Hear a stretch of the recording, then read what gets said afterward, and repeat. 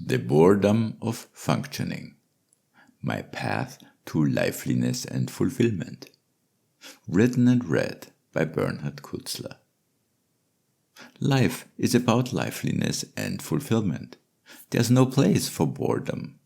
In the following, I will tell you how I ended my career several times and started something new to lead now a life that fulfills me more than anything before.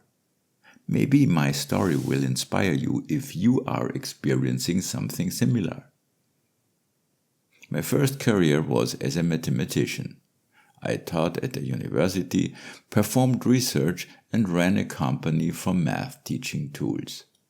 I had dedicated my heart and soul to it. I worked day and night, sometimes 7 days a week, not because I had to, but because I wanted to. It gave me pleasure and fulfilled me deeply. And I was successful. I traveled the world, gave lectures and seminars, wrote books, received a lot of recognition, and earned a good living. But after over 20 years, the magic had worn off. My career was still varied in detail, but uniform on the whole.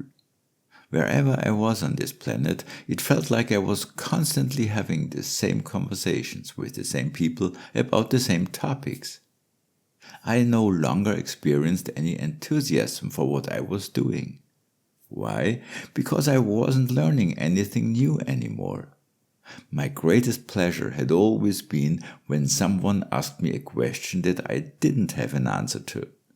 Every new question was an opportunity to grow. It was the greatest pleasure for me when I had to do this spontaneously during a lecture or seminar. I felt incredibly alive in such situations. It's like surfing, where every new wave is a new challenge. But now I had reached a point where no more new questions were coming. As I had all the answers ready, I was just functioning. But I was far too curious to keep doing what I was doing. I needed a new challenge. In 2009, I ended my career at university and dissolved my company. As I had always been passionately curious, I had attended several trainings alongside my math career. I had used a few free weekends to learn something. The spectrum ranged from nutrition to psychology, alchemy, numerology, kinesiology, breathing therapy, shamanism, and Ayurveda. It was therefore natural for me to start a coaching career. I was enthusiastic again. After many years of traveling around the globe, I enjoyed the leisurely pace my life now had. Besides personal coaching sessions, I gave talks and seminars, and wrote more books. But my enthusiasm didn't last long. This time, after just 2 years, everything had become routine. Again, it felt like I was having the same conversations with the same people about the same topics. My clients came for 4 topics: health, love, money, and career. And they all had more or less the same questions. And they all had the same problems because of the same causes. I had expected every person to be unique, and my work as a coach would therefore remain exciting. But I realized people are only seemingly different. Practically everyone follows the same social programs. Everyone functions within the framework of these programs. That's why my coaching sessions became routine. And again, I had reached a point where I was just functioning. And again, I was far too curious to keep this up any longer. I needed a change again. In 2011, I attended a seminar on the question, "What am I?" The content matched what I had just discovered. People follow social programs over 99% of the time and therefore live like robots. The seminar leader posed the intriguing question, "What is a person without their programs?" In 2009, she had given up her old life, reduced her belongings to the contents of a suitcase, and flown to New Zealand. She spent 7 months in silence, devoting herself entirely to exploring the question, what am I? I was inspired. From that day on, I wanted to find out what I am without my programs. And because I am a researcher and scientist through and through, I wanted to find answers that went beyond me.